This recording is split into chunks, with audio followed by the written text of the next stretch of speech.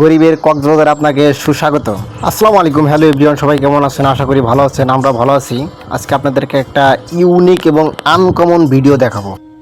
আমরা এখন এমন একটা জায়গায় আছি যা আপনি কল্পনা করতে পারবেন না, মানে হাস্যকর জায়গা। আজকে একটা ঈদের দিন, এই ঈদের দিনে মানুষ অনেকজন অনেক জায়গায় যায়, যেমন কেউ কেউ সিনেমা দেখতে যায়, কেউ ঘুরতে যায়, কেউ হয়তো পার্টি করে, কিন্তু আমরা আজকে আসছি কোথায়? বালুরচরে। এটা আসলে একটা নতুন অভিজ্ঞতা।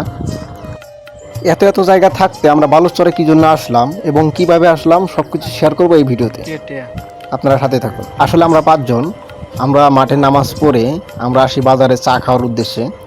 চা খেতে খেতে আমরা কল্পনা করি চলো আমরা ঘুরতে যাব। এখন কোথায় যাব, কিভাবে যাব, তার কোনো ডিসিশন হয় নাই। পরে আমি বললাম যে ঠিক আছে চলো এক জায়গায় যাই, কিন্তু আমাদের টাকার প্রয়োজন, জনপ্রতি 500 টাকা করে দাও। কিন্তু টাকার বিলায় কোনো বান্দা নেই, মানে টাকা হাস্যকর, টাকা বাইর করা যাবেই না।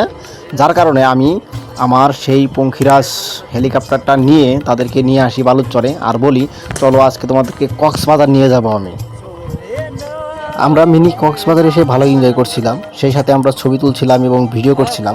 হঠাৎ করে আমরা লক্ষ্য করে দেখি আকাশ থেকে কিছু গুড়ি গুড়ি বৃষ্টি পড়তেছে এবং চারপাশে একটু অন্ধকার টাইপের হয়ে আসতেছে, না জানি কখন যেন বৃষ্টি শুরু হয়। আর আমরা যে একটা বাড়িতে আশ্রয় নেব বা কোনো একটা আশ্রয় কেন্দ্রে যাব সেটা আমাদের পক্ষে অসম্ভব। সেটা হচ্ছে যে আমরা এমন একটা জায়গায় আছি যে 1000 কিলোমিটার আশেপাশে কোনো বসত ভিটা নেই বা কোনো ঘরবাড়ি নেই, যার কারণে আমাদেরকে অবশেষে চলে যেতে হচ্ছে। তা আমরা চলে যাব।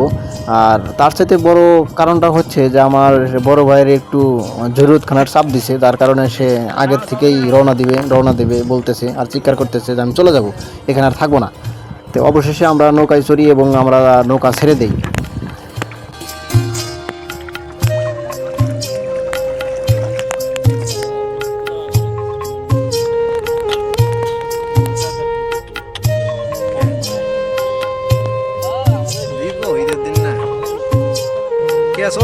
ভালো থাকে তো।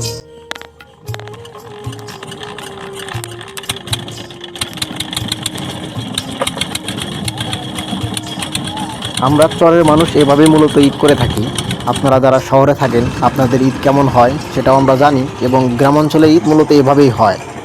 আর বিশেষ করে আমাদের চর এলাকার জীবনযাপন আপনাদের কাছে কেমন লাগে অবশ্যই কমেন্ট করে জানাবেন। এবং নৌকার থেকে নেমে দোকান থেকে একটা নতুন বেলুন কিনে আমরা ঈদ এখানেই সমাপ্ত করে দেই। আল্লাহ হাফেজ।